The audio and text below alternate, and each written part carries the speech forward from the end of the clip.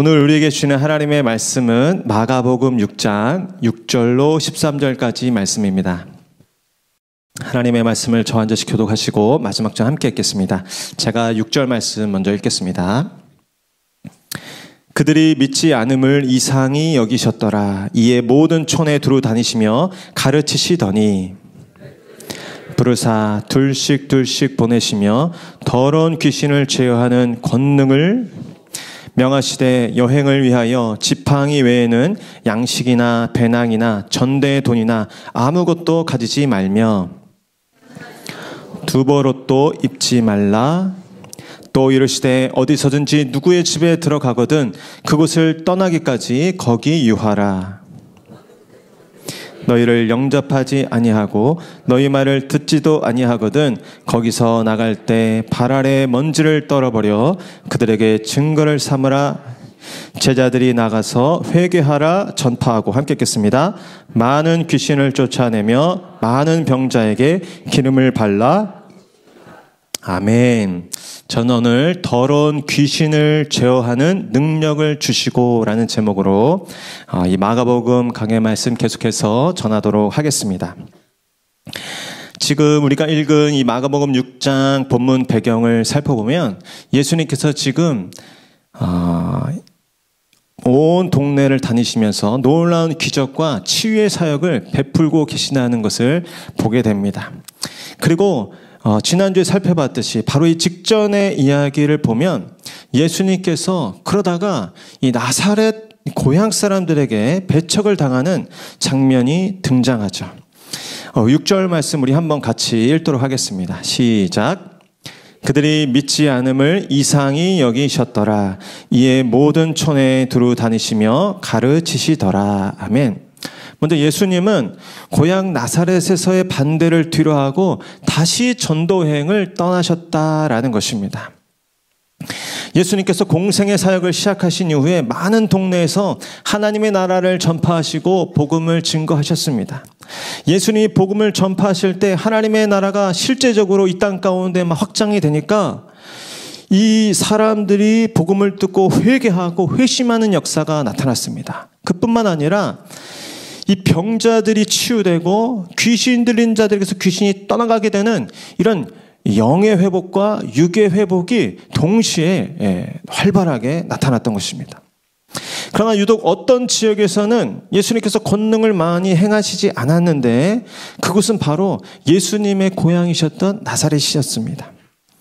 여기 같은 문제는 예수님께 대해서 몰라서가 문제가 아니라 예수님께 대해서 너무 잘 알고 있다는 착각이 문제였어요. 예수님을 뻔히 잘 알고 있다고 생각하여서 별다른 기대를 갖지 않는 그 고향 사람들에게 예수님은 그 권능을 많이 베푸시지 않았습니다. 올 한 해 우리는 작년과 또 다른 그 예수님의 행하실 새 일들을 기대하는 자들이 되어야 할 줄로 믿습니다. 예수님은 고향 사람들에게 얼마나 이 멸시와 무시를 당했는지 정말 예수님도 그들의 반응에 다소 놀라셨다고 표현되어 있습니다. 그러나 어떻습니까? 예수님은 그러한 반대와 어떻게 보면 실패에 매이지 않으셨습니다. 자신이 정말 특별하게 여겼던 그 가족, 친지, 고향 사람들에게 조롱을 당하고 또 멸시를 받을 때 얼마나 상심이 되셨겠습니까? 얼마나 허무하셨겠습니까? 내가 이러려고 이 땅 가운데 왔는가? 내가 이들을 위해서 십자가를 져야 하는가? 정말 상심도 되고 실망도 되셨을 것입니다. 그러나 예수님은 그 모든 것들을 훌훌 털고 오늘 다시 이 복음 전도의 길을 나서는 것을 보게 됩니다. 예수님은 자신의 그 부르심과 또 자신이 감당해야 할 사명에 대한 분명한 확신이 있었기 때문입니다. 예수님은 다시 모든 촌에 두루 다니시면서 가르치셨죠. 천국의 복음, 그 영생의 복음, 그 자유의 복음을 담대하게 증거하셨습니다. 저와 여러분에게도 올 한 해 이 부르심과 소망이 있기를, 이 복음에 대한 분명한 확신이 있기를 축복합니다. 어떤 사람들은 우리의 길을 찬성하지 않을 수 있어요. 또 어떤 사람들은 조롱할 수 있고 어떤 사람들은 적극적으로 반대할 수도 있습니다. 그러나 오늘 예수님의 복음이야말로 길이고 진리고 생명이라고 믿는 자들은 그 모든 반대에도 오늘 예수님처럼 다시 꿋꿋하게 일어서서 그 사명의 길을 나설 수 있는 것입니다. 올해도 저와 여러분의 이 복음의 행진이 어떠한 상황과 반대에도 불구하고 오늘 이 나사렛에서 반대를 받아쳤지만 바로 다음날 이 복음의 행진을 이어갔던 예수님처럼 꿋꿋이 그 믿음의 길을 이어갈 수 있기를 축복합니다. 우리 두 번째, 우리 7절 말씀 한번 같이 읽겠습니다. 시작. 12 제자를 부르사 둘씩 보내시며 더러운 귀신을 제어하는 권능을 주시고. 아멘. 두 번째로 예수님께서는 제자들에게 친히 권능을 주시고 세상으로 그들을 또한 파송하셨다라는 것입니다. 예수님은 이 앞전에 12 제자를 부르셨습니다. 그리고 오늘 본문에 보면 예수님은 그 부르신 제자들을 또한 보내고 계십니다. 예수님께서 제자들을 이렇게 세상 가운데 보내셨다라는 의미는 무엇이겠습니까? 제자들이 지금 예수님과 함께 지내오고 있기는 하지만 이 앞뒤 맥락을 살펴보면 여전히 여러모로 부족한 것이 많고 아직 어설프기가 짝이 없는 상황이었습니다. 예수님이 계시지 않는다면 아무것도 제대로 못 해낼 것 같은 오합지졸과 같은 모습들이에요. 이 바로 앞장에서도 보면 예수님의 옷에 손을 대서 그 치유를 받는 혈루병 영에 대해서 예수님이 물어보셨을 때 제자들이 전혀 그 예수님의 권능과 치유의 원리를 이해하지 못하고 이렇게 오히려 예수님을 타박합니다. 예수님, 무리가 에워싸 미는 것을 보시며 누가 내게 손을 대었다고 묻습니까? 예수님, 그것도 지금 질문이라고 하십니까? 예수님 지금 따질 걸 따지세요 라면서 이 예수님의 사역에 대해서 전혀 이 무지한 것을 드러내고 있죠. 예수님의 권세와 능력에 대해서 여전히 무지하지만 그러나 오늘 예수님은 과감하게 이 제자들을 이 세상 가운데 파송하고 있습니다. 이 제자들을 보내셨다, 파송하다라는 이 어원을 살펴보면 그냥 보내신 것이 아니라 그 보낸 자의 명예를 걸고 그 보낸 자를 대신해서 대표해서 보낼 때 쓰는 단어가 이 보내다, 파송하다라는 뜻입니다. 그러니까 예수님은 자신의 이름을 걸고 이 어설픈 제자들을 그럼에도 불구하고 세상 가운데 지금 파송하고 계신 것입니다. 저 같으면 아직 아서라, 때가 아니라 너희들 더 배워야 된다, 한참 멀었다, 누구 망신시킬 일이냐 그럴 것 같은데 예수님은 그렇지 않으셨다는 거예요. 오늘 예수님은 제자들을 과감하게 이 현장 실습으로 파송하시는 것입니다. 여러분, 올 한 해 예수님께서는 저와 여러분들을 새로운 삶의 자리로 파송하실 수도 있습니다. 우리가 생각할 때는 아직 준비가 덜 되었다고 또 시기상조라고 생각할 수 있죠. 그러나 예수님께서 보내실 때는 예수님께서 예비하신 뜻과 계획이 있을 줄로 믿습니다. 그 때문에 우리는 그 예수님의 뜻과 예비하신 계획을 믿고 새로운 삶의 도전 앞에 과감하게 용기 내어 나아가야 할 줄로 믿습니다. 그 부르심과 보내심을 올 한 해 경험하시는 은혜가 있기를 축복합니다. 다음 구절에서도 알 수 있지만 예수님은 파송하시는 제자들을 그냥 막 보내지 않으십니다. 그냥 홀로 보내시지 않으셨어요. 먼저는 예수님께서 제자들을 둘씩 보내셨다라고 지금 기록되어 있는 것입니다.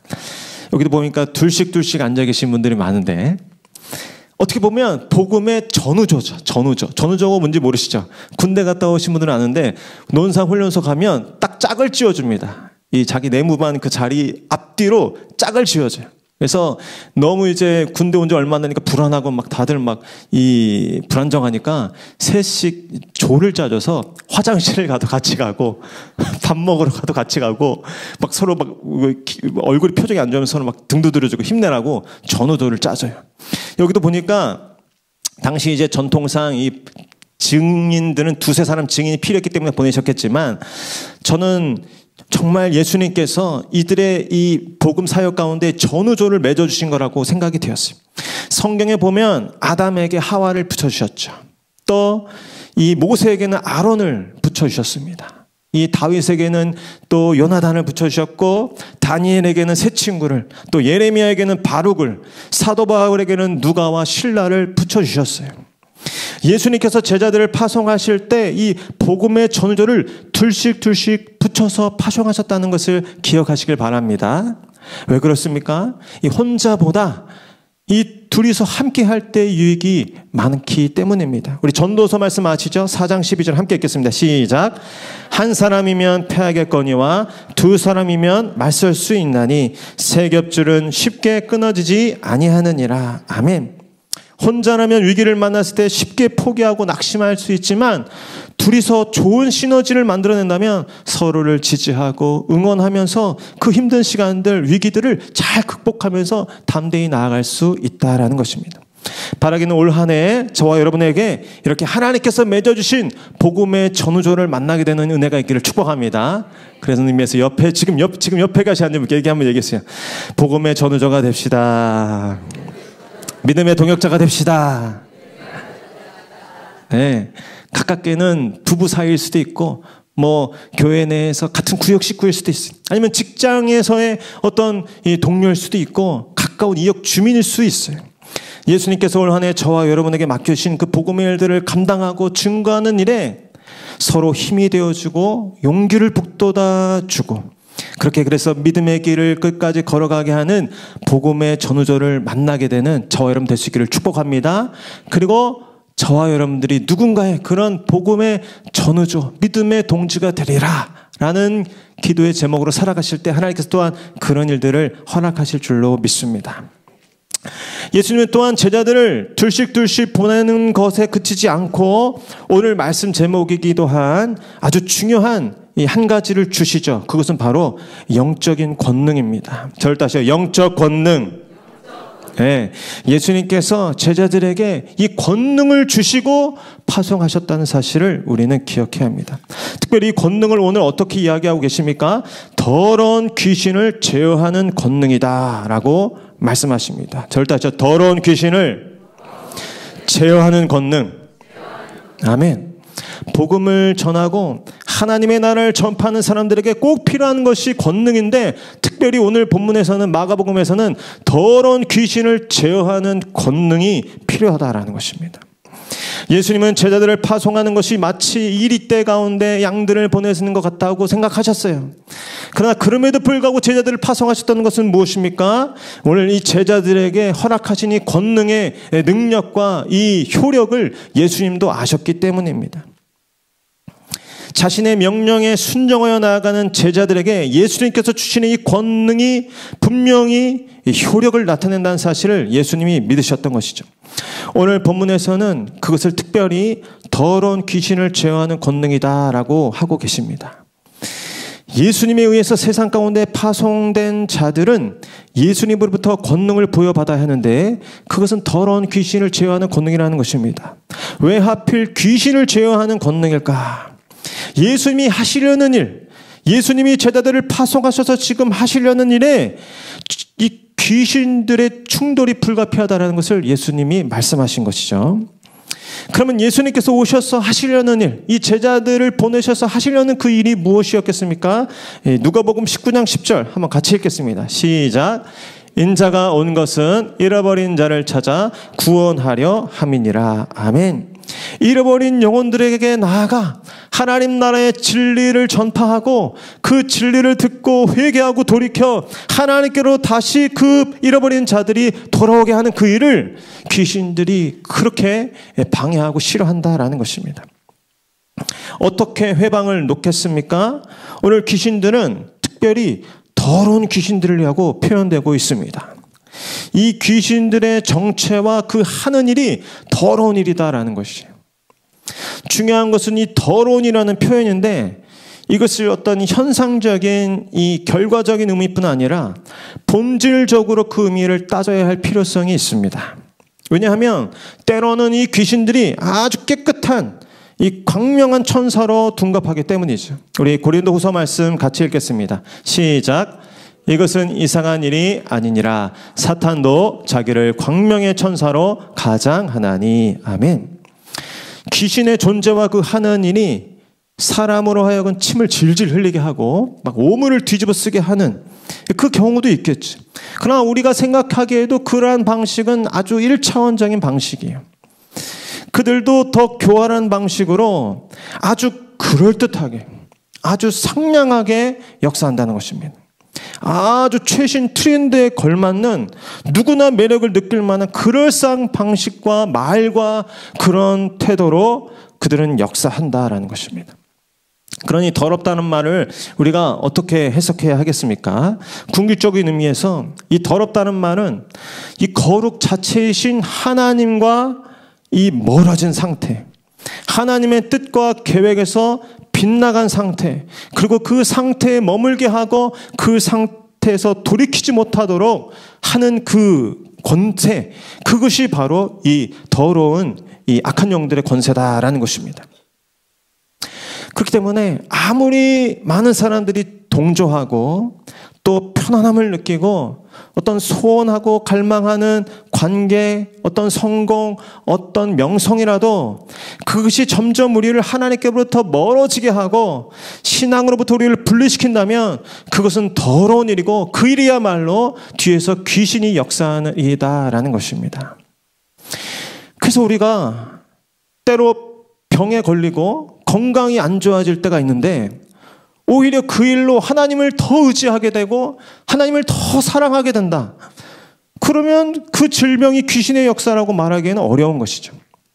오히려 반대로 어떤 사람들이 너무 건강합니다. 하는 일마다 형통해서 아주 잘 나가요. 그래서 오라는 데가 많고 어디 가도 갈 데가 많으니까 주일날 예배를 빠지기 시작하는 거예요. 너무 사람들한테 인기가 많고 너무 일이 잘 되고 바쁘니까 이 기도할 시간이 점점 줄어들고 예배할 시간이, 말씀 볼 시간이 점점 줄어드는 거예요. 여러분, 너무 그 사람이 인기가 많으니까 배우자 말고도 그를 사랑해주고 또 그와 이렇게 함께하는 친구들, 이성들이 점점 많아지는 거예요. 여러분, 이게 뭡니까? 영적으로 보면 승승장구하고 잘 나가는 것 같지만 그것이 아니라 점점 더 더러운 자리로 끌려가고 있는 그 중인 것입니다. 귀신에게 끌려가고 있는 중이죠. 그래서 우리는 잘 분별해야 합니다. 그래서 예수님께서 제자에게 주신 이 더러운 귀신을 제어하는 권능을 크게 두 가지로 보면은 첫 번째 들을 때 분별하는 능력, 두 번째는 제어하는 능력. 먼저는 분별을 잘해야지. 이게 정말 악한 영의 역사인지 다른 어떤 이유가 있는 것인지 분별하고 판단하는 능력이 있어야 합니다. 두 번째로 우리가 이 권능의 내용을 보면 제어하는 능력이라고 말씀하셨어요. 그 권능은 더러운 귀신을 제어하는 능력을 포함하는 것입니다. 왜 귀신을 특별히 제어하는 권능이라고 하셨겠습니까? 인간적인 본성과 이 죄성으로는 이 귀신의 역사가 제어가 안 된다라는 것입니다. 귀신은 우리의 내면에 틈타서 무슨 일을 하려는 것입니까? 결국은 우리 스스로에 대한 우리의 통제권, 제어 능력을 빼앗아서 우리를 한마디로 가지고 놀려는 것입니다. 겉으로는 우리가 하고 싶은 것을 다 하게 하는 것 같지만 결국에는 귀신이 원하는 길로 우리를 포박하여 끌고 가는 것입니다. 주의할 것은 그들이 처음에는 아주 작은 유혹으로 시작한다는 것입니다. 아주 작은 타협만 하면 된다고 안심을 시키는 것입니다. 처음에는 아주 작은 하나를 요구하는 것이죠. 하와에게는 작은 그 과일 하나 따먹는 것에 대해서 요구했습니다. 다윗에게는 그저 슬쩍 그 목욕하는 여인 한번 쳐다보는 것만 요구했어요. 그냥 쳐다보기만 하라고 얘기했던 것이죠. 사단은 이러한 작은 죄의 틈을 그러나 비집고 들어가서 우리의 생각을 흐트러뜨리고 결국에는 점령시키는 것입니다. 우리 요한복음 13장 2절 말씀 한번 같이 읽겠습니다. 시작. 마귀가 벌써 시몬의 아들 가룟 유다의 마음에 예수를 팔려는 생각을 넣었더라. 아멘. 이 가룟 유다의 상황에서도 보듯이 마귀는 우리 인간 내면에 있는 어떤 탐심, 또 야망, 어떤 미움, 불안, 이런 부정적인 감정과 트라우마의 틈새를 이용해서 어둠의 생각을 불어넣고 두려움을 불어넣고 낙심을 불어넣고 서서히 우리의 생각을 통제합니다. 그리고 결국은 우리의 마음까지 또 우리의 삶의 모든 행동까지 통제하게 되는 것입니다. 그러한 사로잡힘이 사람들에게 나타날 때 여러 종류의 중독과 또 매임과 또 집착, 공포증으로 흘러가게 되는 것입니다. 사단이 본래 이 하나님과 사람 사이에서 심부름하던 존재였기 때문에 이 사람에 대해서 너무나도 잘 아는 것이에요. 그래서 어떤 분께서 이 귀신에 대해서는 이런 태도가 필요하다라고 말씀하셨는데 이 간단하면서도 명료한 것 같더라고요. 너무 무서워해서도 안 되고 그렇다고 너무 무시해서도 안 되는. 제가 너무 무서워하지도 말고 너무 무시해서도 안 된다. 네, 이것이 성경의 가르침이죠. 성경은 그래서 결정적으로 이렇게 말씀하십니다. 저를 다시 마귀를 대적하라. 우리 야고보서 말씀 같이 읽겠습니다. 시작. 그런즉 너희는 하나님께 복종할지어다. 마귀를 대적하다. 그리하면 너희를 피하리라. 아멘. 마귀를 맞서는 방법을 가르쳐 주시는데 먼저는 하나님께 복종하라는 것입니다. 하나님께 복종한다는 것은 하나님을 가까이 하라는 것이죠. 하나님의 명령 앞에 이유 불문하고 내가 순종하겠다는 결단으로 나아갈 때 대부분의 마귀와의 싸움에서는 이미 이기고 나가는 것입니다. 또한 결정적인 순간에 어떻게 하라는 것입니까? 절대 마귀를 대적하라. 네. 그러니까 마치 여러분 주차할 때 보면 이 센서가 있어가지고 이 요리조리 잘 주차를 안전하게 하지 않습니까? 근데 제가 언젠가 센스가 망가진 차를 한번 주차한 적이 있어요. 자칫하면 들이받겠더라고요. 그래서 제가 생각할 때는 영적 센서를 예민하게 발동하셔서 하나님께 바짝 붙어 계시고 조금이라도 이게 마귀가 틈타는 것 같으면 바로 그냥 나사렛 예수 이름을 들쳐매고 예수 이름으로 선포하면서 보혈로 이렇게 바르면서 그 모든 상황을 하나님께 맡기며 나아갈 수 있기를 축복합니다. 예, 괜찮겠지 하고 뒤로 후진하다가 그냥 들이받는 거예요. 그러니까 미리부터 이거 내가 지금 내 마음이 지금 내 뜻대로 제어되지 않는 것 같은데 예? 물건 하나를 사더라도 누군가 하나하고도 지금 시비가 붙었는데 그냥 정상적으로 이게 다투는 그게 아니고 나도 모르게 지금 그 시비와 다툼에 막 지금 끌려가는 것 같은 거예요. 제어가 안 되는 거죠. 그거는 마귀가 지금 우리를 지금 끌고 가려는 겁니다. 그럴 때는 그냥 일찌감부터 마음속에서부터 선포하십시오. 내가 나사렛 예수 이름으로 명하노니 우리 둘 사이에 틈타는 이 마귀는 예수 이름으로 떠나갈지어다. 주의 보혈로 나와 저 사람 사이의 관계를 덮어주시옵소서. 내 마음이 사단에게 끌려가지 않도록 내 마음을 붙들어 주시옵소서. 그렇게 선포하시고 막 수시로 기도하는 것이죠. 그렇게 마귀를 대적하면 오늘 이 야고보서 말씀에 보니까 마귀가 어떻게 된다고요? 너희를 피하리라. 마귀는 대적하면 우리를 피하고 쫓겨갈 줄로 믿습니다. 우리 안에 있는 예수의 그 권세와 능력이 있기 때문에 하나님의 자녀됨의 권세가 있기 때문에 마귀는 우리가 대적하면 쫓겨나가고 도망갈 줄로 믿습니다. 오늘 예수님께서 주신 이 권세와 권능을 여러분의 것으로 취하시고 오늘 올 한 해 여러분이 나아가는 그 땅 가운데 모든 이 어둠의 권세가 예수 이름으로 물러가고 쫓겨나는 역사가 나타날 수를 축복합니다.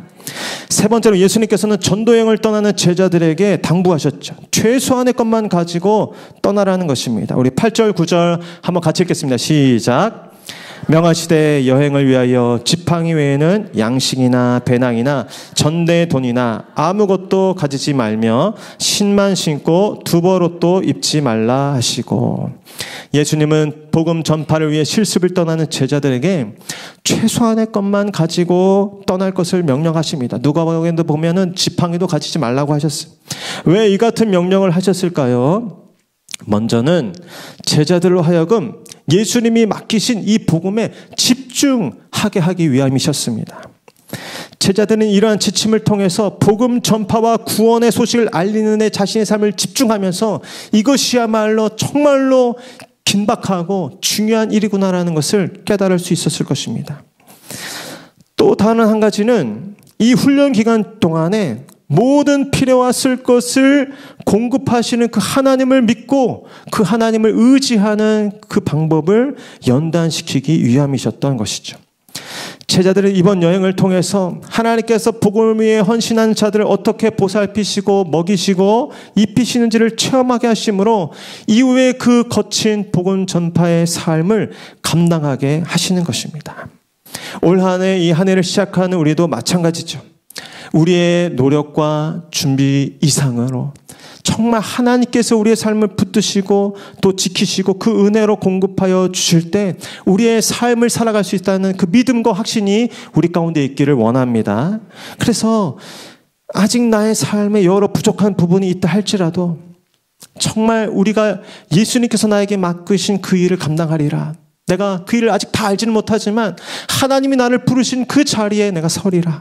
하나님께서 나를 통하여 이루고자 하시는 그 복음의 역사 가운데 내 삶을 드리라 헌신할 때 우리가 생각할 때는 부족한 것이 많고 준비되지 못한 것들이 많지만 하나님께서 그런 것들 하나님의 때에 하나님의 사람들을 통하여서 우리에게 공급하게 해주시고 만나게 하시고 허락하여 주실 줄로 믿습니다. 그럴 때 우리의 믿음이 온전해지고 더 굳건하게 되는 것이죠. 우리 10절, 11절 말씀도 이어서 같이 읽겠습니다. 시작.